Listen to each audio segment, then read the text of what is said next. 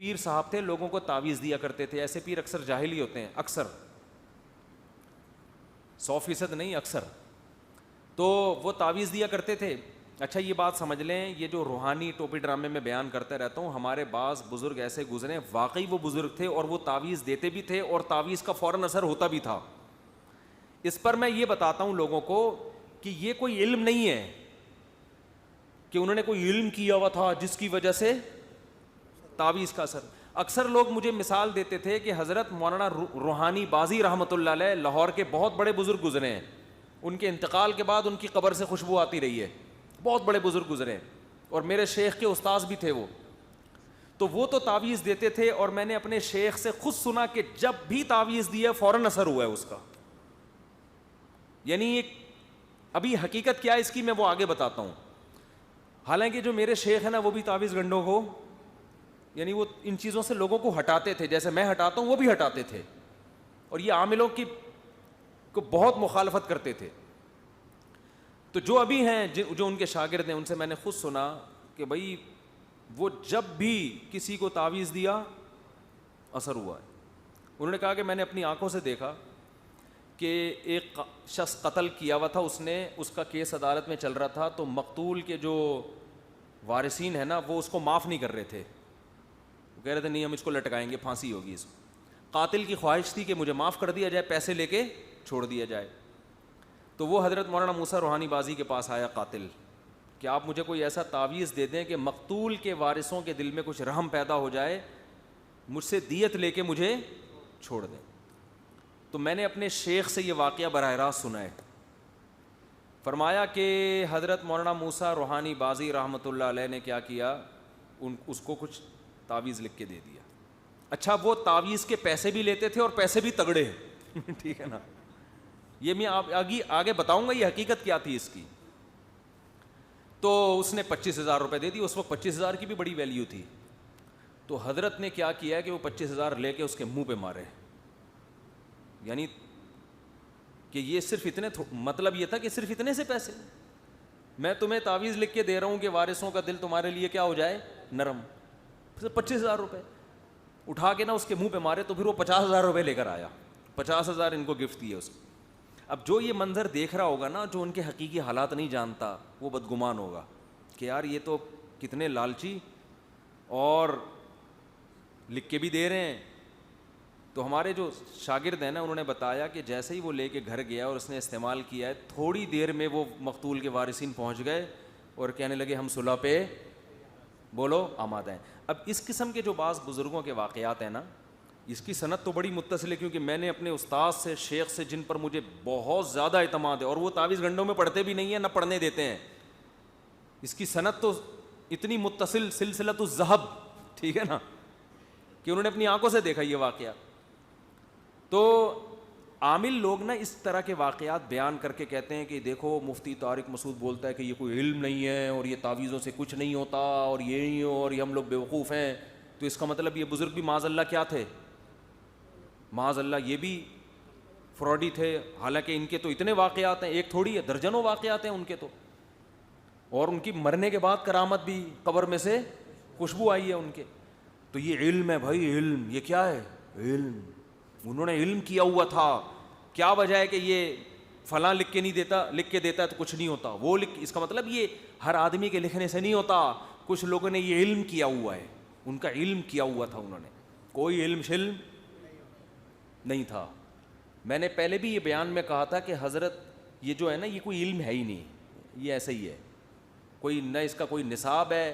جس عامل کے پاس بیٹھ جاؤ نا، تو نے کہاں سے علم کیا ہے، ایسی پھینکنا شروع کرے گا نا، آدمی کہے گا یار اس کو تو جو معلومات، جو بیسک نالج ہے نا، بولنے کا طریقہ وہ نہیں آتا، باقی علوم کہاں سے آئے ہوں گے اس کے پاس. اس کو تو یہ نہیں پتا کہ علم کی ڈیفینیشن کیا ہے. جتنا بڑا پھینکو ہوگا اتنا بڑا روحانی عامل ہوگا، لیکن علم کیا ہوا ہوگا اس نے، پتہ نہیں کون سا علم کیا ہوا ہے یار، کچھ بھی نہیں کیا ہوا ہے. تو میں نے کئی سال پہلے یہ دعویٰ کیا تھا کہ یہ جو بعض بزرگوں سے اس طرح منقول ہے نا، ادھر لکھ کے دیا ادھر بندے کا کام ہو گیا، یہ کرامت ہے. سمجھتے ہو؟ دیکھو کرامت، پیغمبروں کے ہاتھ پہ کیا ظاہر ہوتے ہیں؟ معجزے. حضرت عیسیٰ علیہ السلام مردے کو کہتے تھے کھڑا ہو جا اللہ کے حکم سے، مردہ اٹھ کے کھڑا.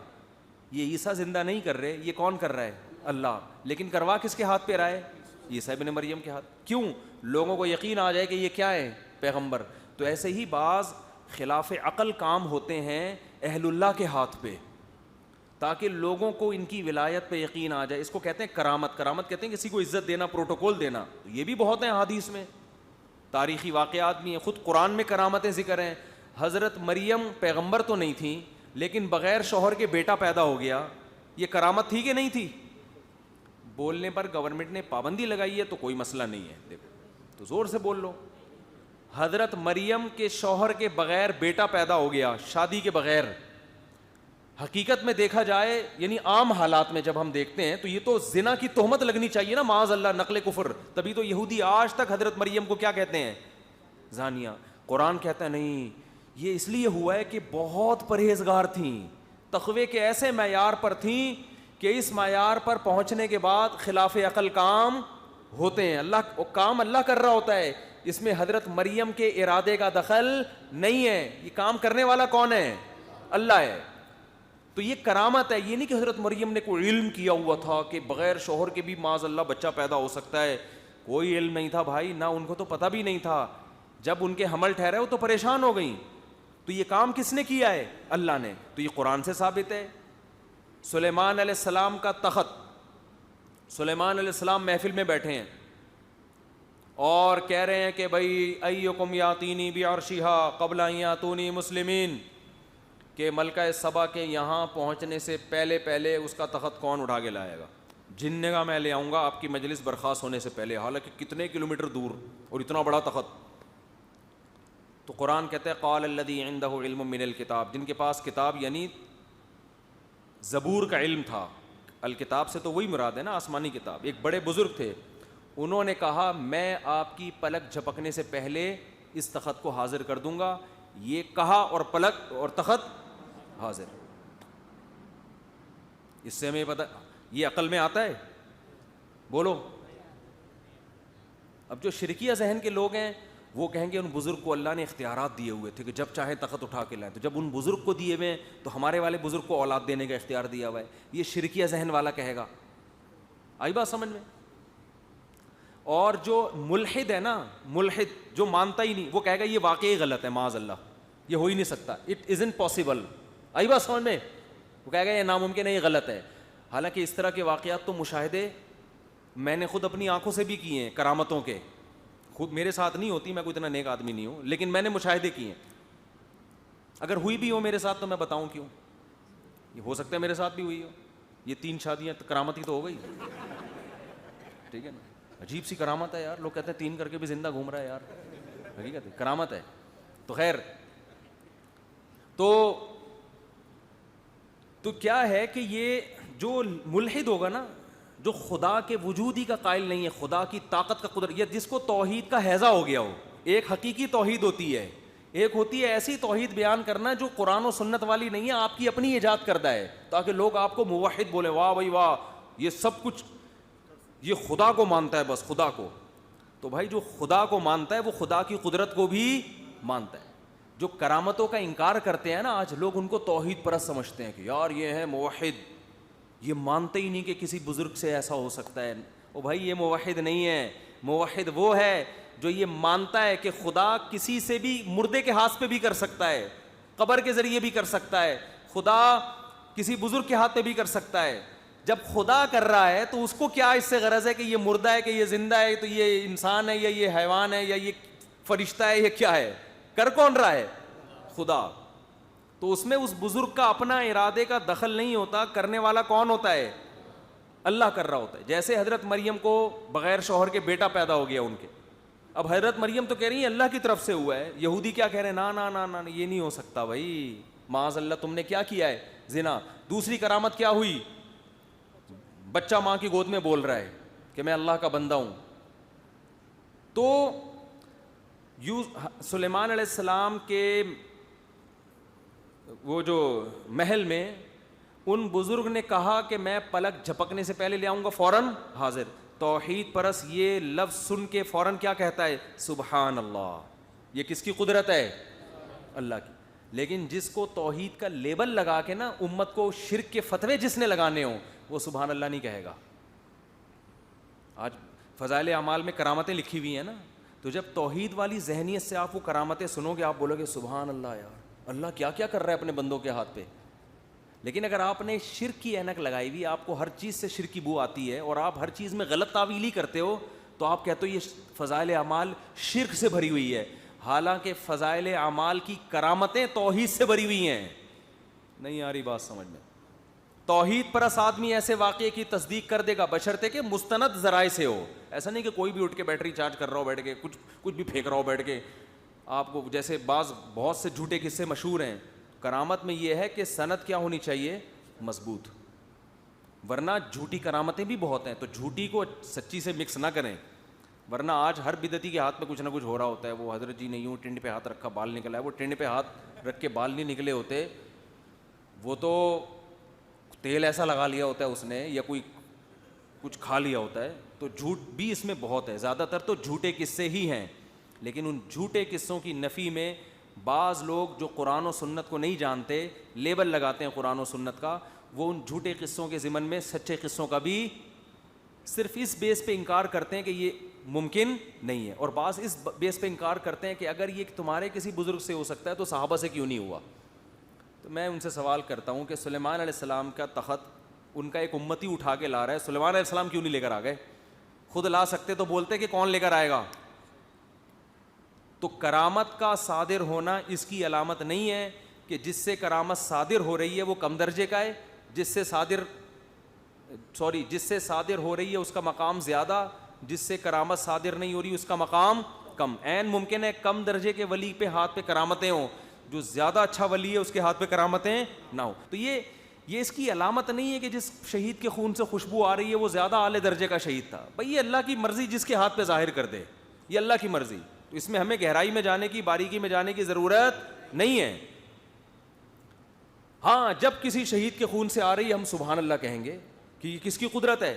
اللہ کی. یہ شہید کی تھوڑی قدرت ہے, اللہ کی قدرت ہے. تبھی جیسے ہی سلیمان علیہ السلام کے دربار میں موجود آدمی جو بزرگ جو تھے وہ جیسے ہی تخت لے کر آئے ہیں, دیکھو انہوں نے کیا کہا تھا کہ میں پلک جھپکنے سے پہلے تخت اٹھا کے لے آؤں, یہ کہا اور آ گیا. تو سلیمان علیہ السلام کو چاہیے تھا اٹھ کے گلے ملتے ان بزرگ سے, زندہ باد یار تو ہے بندہ ہے بھائی, تیرا مجھ پر احسان ہے. لیکن سلیمان علیہ السلام نے کیا فرمایا؟ فلما رآہ مستقرا عندہ, جیسے ہی ابھی پلک جھپکی نہیں ہے دیکھا, اس بندے نے کہا اور آ گیا. قال ھذا من فضل ربی, یہ میرے رب کا فضل ہے. کیا مطلب؟ یہ بھائی تیرا کمال نہیں ہے, کرنے والا کون ہے؟ اللہ کر رہا ہے. لیکن اللہ اگر تیرے ہاتھ پہ کر رہا ہے اس کے ہاتھ پہ نہیں کر رہا تو یہ تیری فضیلت کی بہرحال دلیل ہے. بہت مشکل ہے بات سمجھانا, نہیں سمجھانا بھی بہت مشکل ہے. میں یہ چھوڑ رہا تھا یہ جملہ اس لیے میں نے درمیان میں لا کے جب نہیں لگایا تو غلط جگہ نہیں لگ گیا. وہ بہت مشکل ہے بات سمجھانا. تو یہ اس کی علامت تو ہے نا کہ باقیوں پہ جن سے جو کام نہیں ہو رہا ون سے ہو گیا. بھائی کہتے ہیں نا جن سے بچے ایسی زبان بول رہے ہوتے ہیں, ونوں نے بولا ہے کہتے ہیں نا, جن نے تو نہیں بولا. ایک صاحب مجھے کہنے لگے جب آپ وہاں جائیں گے وب میں بھی آؤں گا. میں نے کہا یہ وب کیا ہے بھائی؟ کہیں یہ وب بھی نکالا ہوا ہے لوگوں نے, تو ون بھی نکالا ہوا ہے. تو جن سے نہیں ہوا ون سے ہو گیا. لیکن سلیمان علیہ السلام کہہ رہے ہیں یہ کس کا فضل ہے؟ اللہ کا. لیکن اس کے ہاتھ پہ کرامت کا ظاہر ہونا بہرحال اس کی بھی فضیلت ہے کہ سلیمان علیہ السلام کے دربار میں ایسے تگڑے تگڑے اولیاء کرام موجود ہیں. بات آ رہی ہے؟ اب سمجھو, میں نے کئی سال پہلے یہ دعویٰ کیا تھا کہ حضرت مولانا موسیٰ روحانی بازی رحمۃ اللہ علیہ عامل نہیں تھے, نہ انہوں نے کوئی اس طرح کی علم کیے ہوئے تھے. یہ جو تعویذ کا اثر اگر ہو رہا تھا یہ ان کی کرامت ہے, اس کا عامل بننے سے کوئی تعلق نہیں ہے. اللہ نے ان کے ہاتھ پہ اس طرح کرامت ظاہر کی کہ پرچی میں کسی کو بسم اللہ لکھ کے دے دی اور کہا پانی میں گھول کے پی جا, بس اس میں اللہ نے کیا کر دی؟ جان ڈال دی. تو ہوتا ہے یہ. اب لوگ کہتے ہیں یہ کیسے ممکن؟ بھائی آپ کے ہاں بزرگ مارکیٹ سے شارٹ ہیں, جن کے ہاں بزرگ ہوتے ہیں ان کے ہاں ہوتا ہے.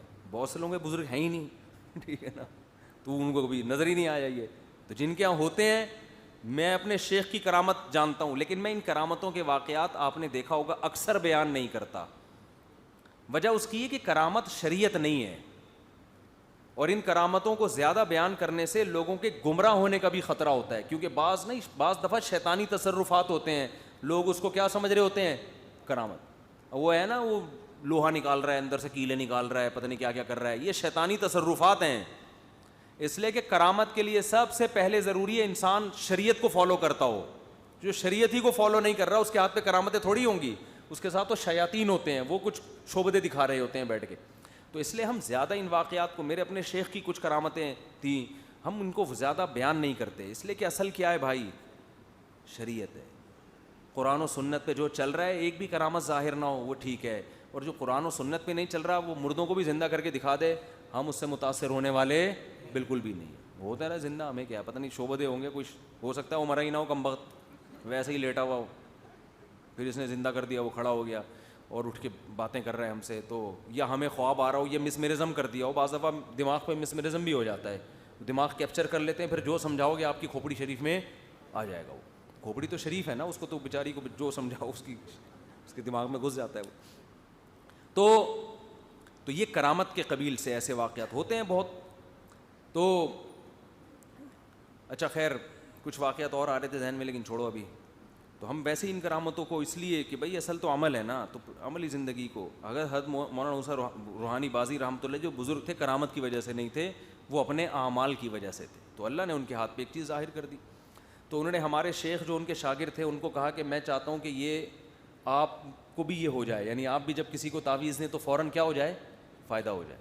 اور اس کے لیے لوگ میرے بڑے پیچھے پڑے ہوتے ہیں. تو ہمارے شیخ بڑے خاندانی, انہوں نے کہا حضرت میں ان چکروں میں پڑھنا ہی نہیں چاہتا, میں چاہتا ہوں اللہ بس مجھ سے دین کا کام لے لے. سمجھ رہے ہو, تو یہ اور بڑی کرامت ہے ٹھیک ہے نا, کہ ایک بزرگ کی کرامت دیکھ رہے ہیں اور وہ کہہ رہے ہیں کہ میں دعا کروں گا, اللہ سے التجا کروں گا, تو آپ کے اندر بھی ہے. انہوں نے کہا پھر میں تو اسی میں لگ جاؤں گا نا, میں چاہتا ہوں میں دنیا سے جاؤں تو بس دین کا کام کر کے جاؤں.